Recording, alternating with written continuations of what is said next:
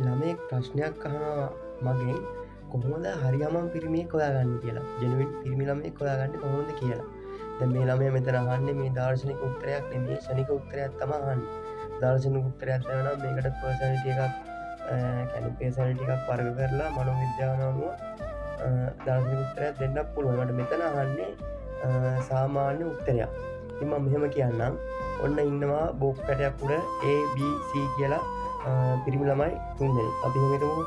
ඔන්න මේ බෝක් පැටේ ළඟින් යනවා ලස්සනට ලස්සන ගෑනු ළමයෙක් පොඩක් කොට ඇඳගත්ත ලස්සන ගෑනු ළමයෙක් යනවා. යද්දී ඔන්න අපි ඒ පිරිමි ළමයා ගැන කතා කරමු. ඒ පිරිමි ළමයාගේ පර්සනැලිටි එක ගැන කතා කරමු. ඔන්න ඒ පිරිමි ළමයාට මේ ළමයා ගැන අපි හිතමු ඔන්න යනවා ඉස්සරහින් යද්දී ආදරයක් හිතෙනවා නැත්නම් සෙක්ෂුවල් ෆීලිං එකක් එනවා. යම් කිසි දෙයක් හිතෙනවා. හිතුනට පස්සේ ඒ පිරිමි ළමයාට පුළුවන් කෙලින්ම ගිහිල්ලා මේ ළමයාගෙන් කෙලින්ම ඉස්සරහට ගිහින් ජෙනුයින් විදියට අහන්න පුළුවන් මට ඔය ගැන ආදරයක් තියෙන්නේ නැත්නම් මට ඔය ගැන සෙක්ෂුවල් ෆීලිං එකක් මේ විදියට තියෙන්නේ නැත්නම් මට ඔයත් මැරි ලයිෆ් එකට යන්න ඕන. ඒ වගේ එක්කෝ කෙලින්ම අහනවා නැත්නම් පොඩ්ඩක් try කරලා පස්සේ වෙලාවක හරි කෙලින්ම ජෙනුයින් විදියට කෙලින්ම තමන්ගේ හැඟීම කියන්න පුළුවන් තරම් තත්යකට ඒ ළමයා ඉන්නවනම් අන්න එයා කට්ටියට අපි කියනවා රියල් පිරිමි කියලා. ඒ කට්ටිය තමයි A. ඔන්න B වලට යනවා. B කියන කැටගරි එක ගත්තාම මේ ඇවිල්ලා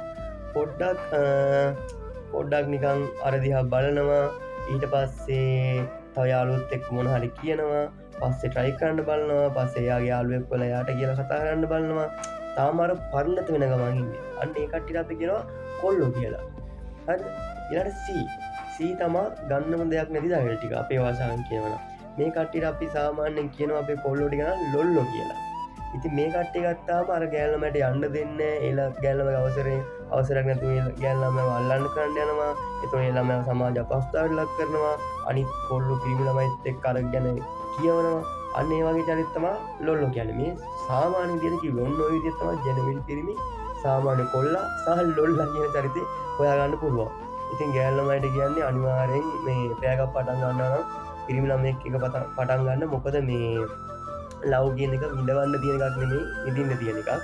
පිරිමි ළමයට කියන්න තියෙන්නේ පිරිමියෙක් වෙන්න බලන්න අඩුම ගානේ කොල්ලෙක් කියන තැනවත් නවතින්න ලොල්ලෙක් නම් වෙන්න එපා පුතෝ සමාජයටත් බරක්.